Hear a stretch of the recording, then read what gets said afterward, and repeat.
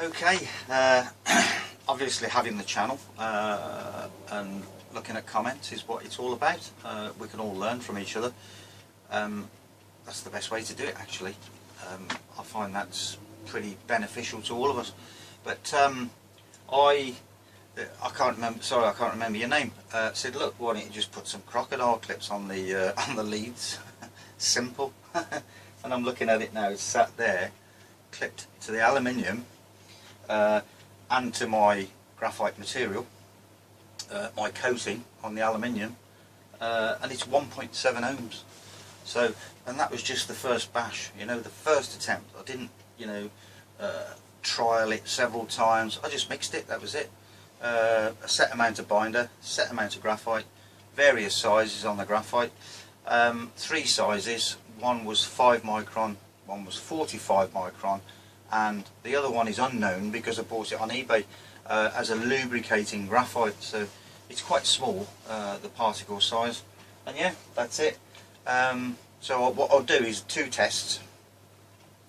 I'll show you one from the aluminium to the graphite coating, and I'll show you the graphite through the graphite as well.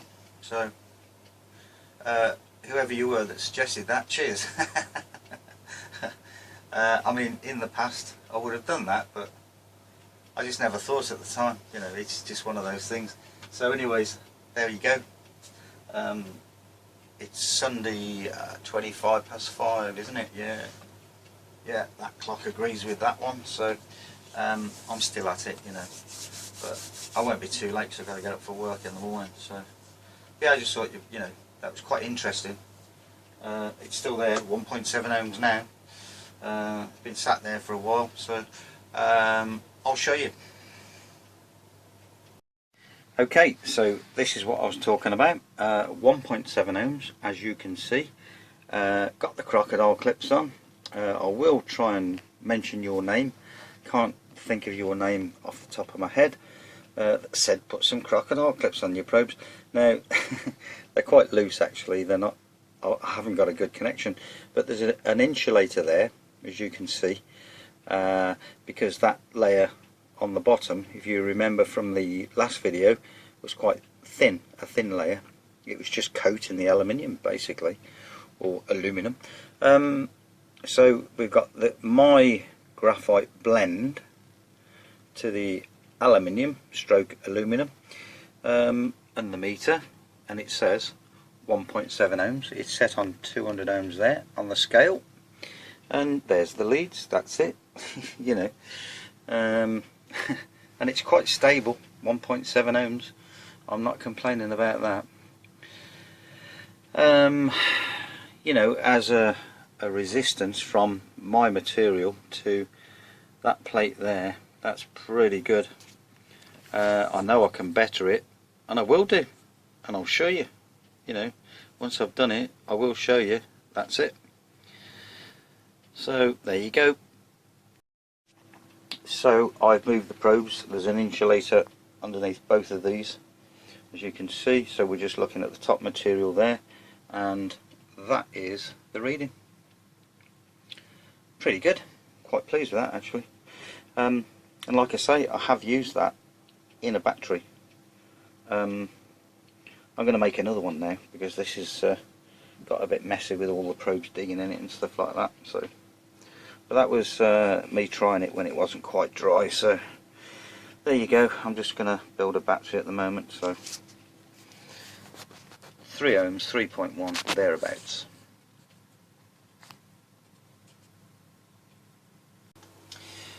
Okay, so this material, what I've done is I've painted a piece of paper, and there are numbers, corresponding numbers to the ink layer. Call it, I don't know what to call it, paint. It is what it is. I don't know what to call it, but it's my concoction. So we've got 1, 2, 3, 4, and the corresponding numbers means 1 layer, 2 layers, 3 layers, 4 layers. What I've done is someone suggested trying the square probe. Well, to be honest, I'm looking round, and I did print off 2 on my 3D printer, and I cannot find them. So I've printed another one tonight, and I've printed it in purple, basically because I can't miss that. There's nothing else that's purple in this room really, not that I can see anyway. So we've got the square probe and a piece of paper with 4 splodges on it of my material, and it's still the same material. There's no difference. It's a one-off. I just mixed it once and that was it, and I'm going to tell you what it is as well, bonus. So what I'm going to do first is show you what the square probe says.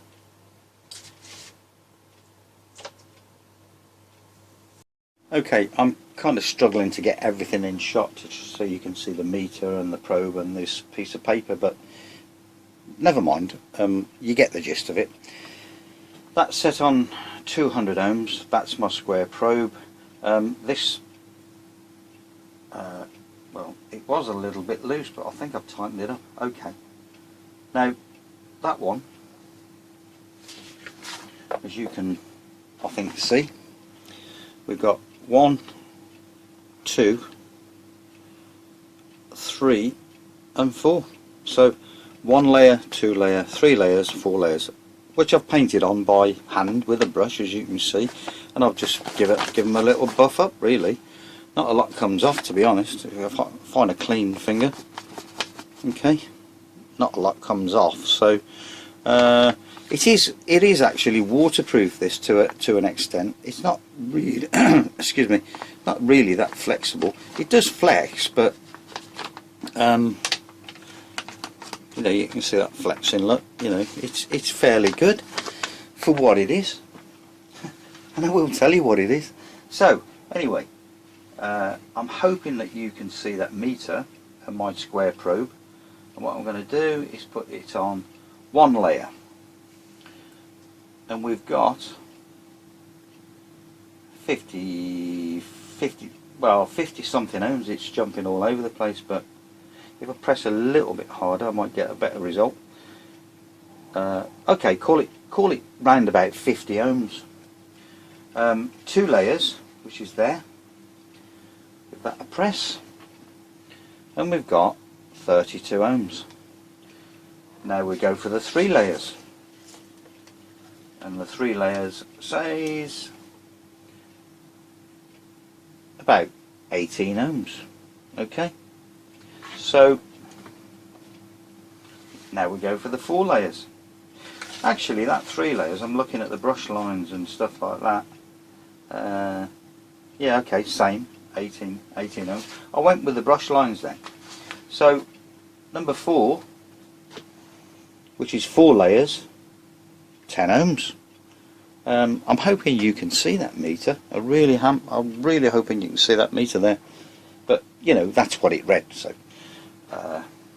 what I'll do, I'll put that one back on there, look, and I'll pick the meter up and try and do this with one hand, and I'm hoping that you can see that that is kind of, you know, 10 ohms ish. Okay, so let me just look in the camera, see if we can, yeah, we can see that. Okay, so I'm pressing that now, 10 ohms. There we go. So that's it. First attempt.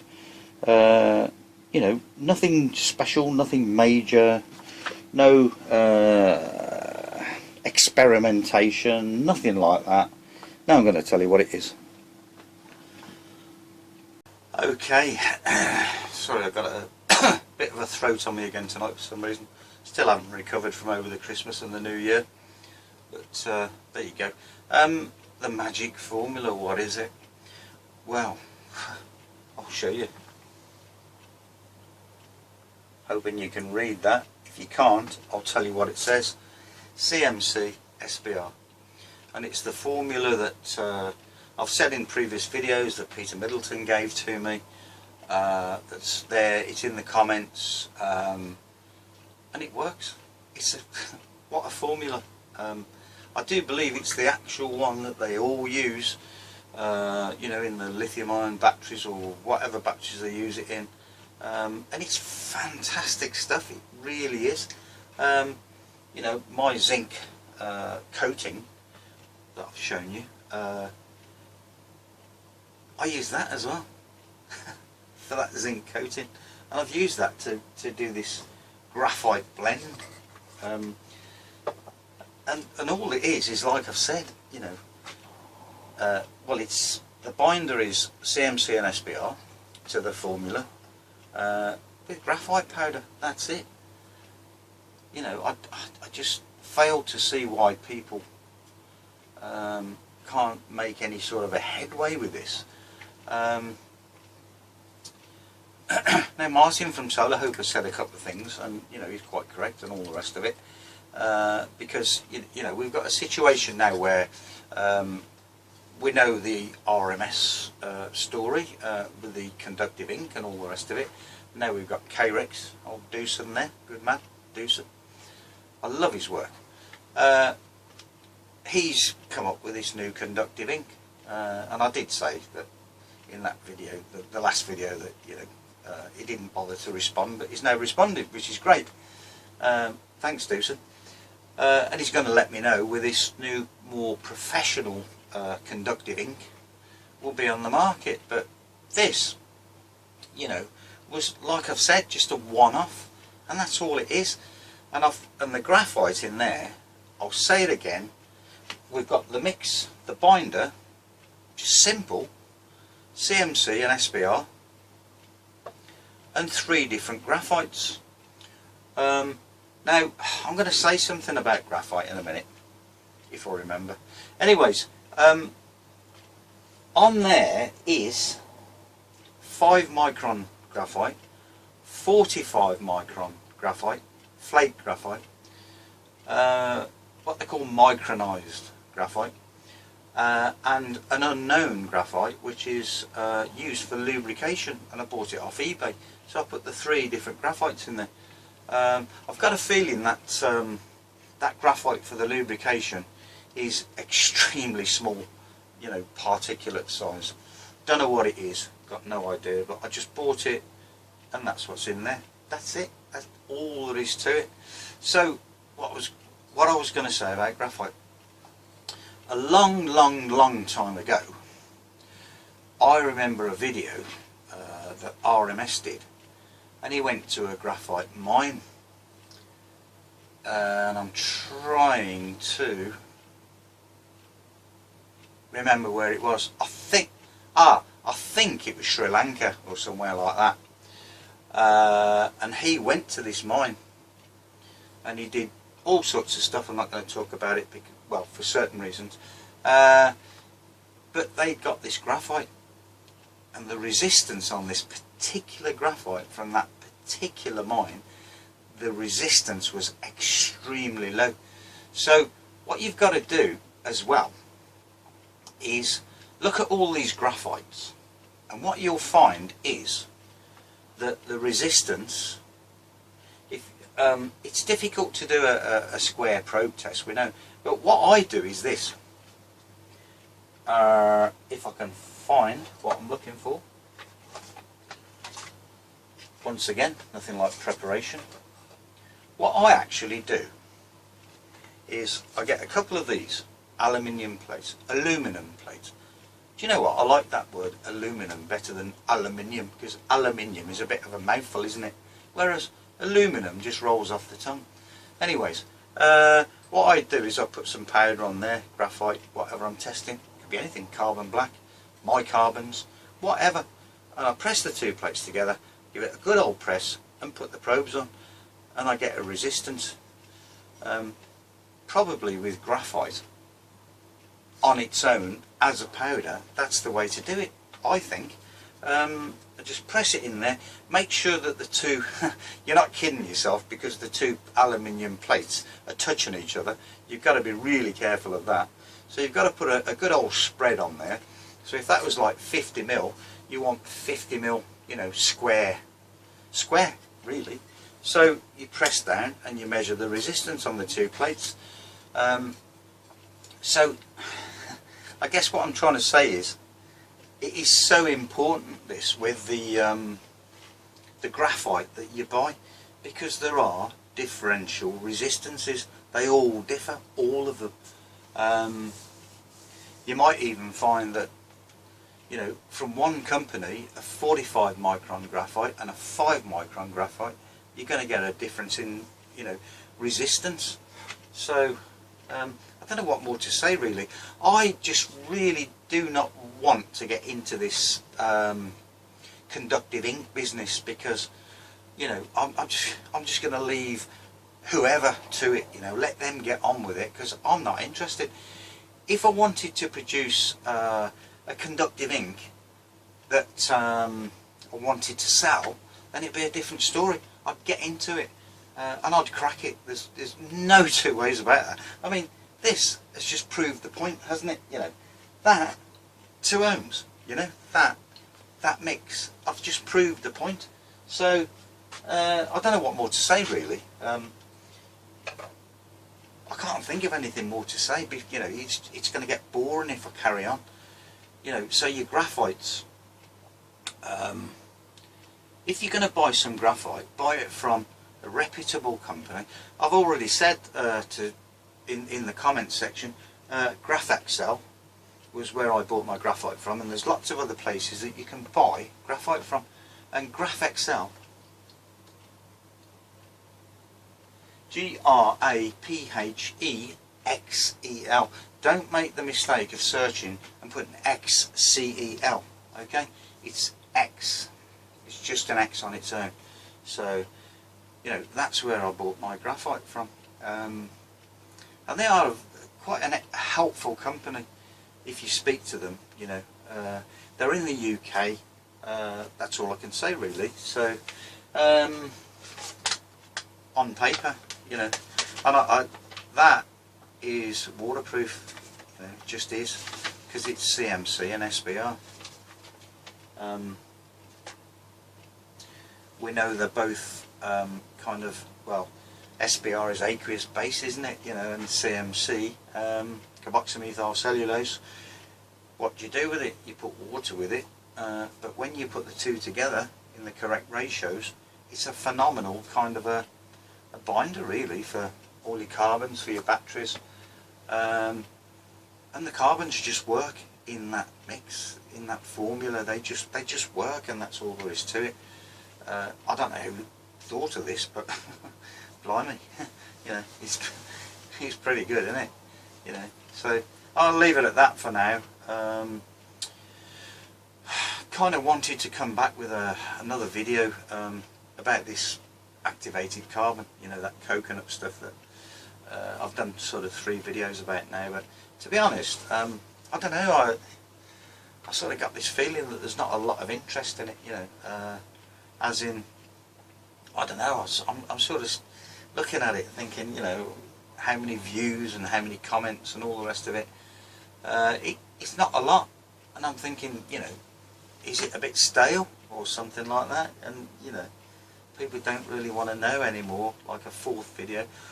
Although I would say that the 4th video was a bit more interesting, but I haven't bothered to do it and edit it. You know, the footage that I've got, quite interesting actually. But I'm continuing with, I don't want to say too much about this, but the old zinc hexacyanopherate, there's quite a lot in there actually, quite a lot, and I am actually making a lot, but not just zinc, to be honest, with something that I've got in mind.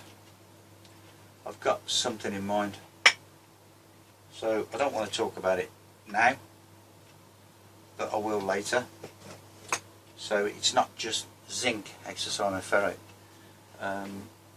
but I'll update everyone kind of, you know, when I've got where I need to be with it. So I'll leave it at that. Another short video. See you later. Be good.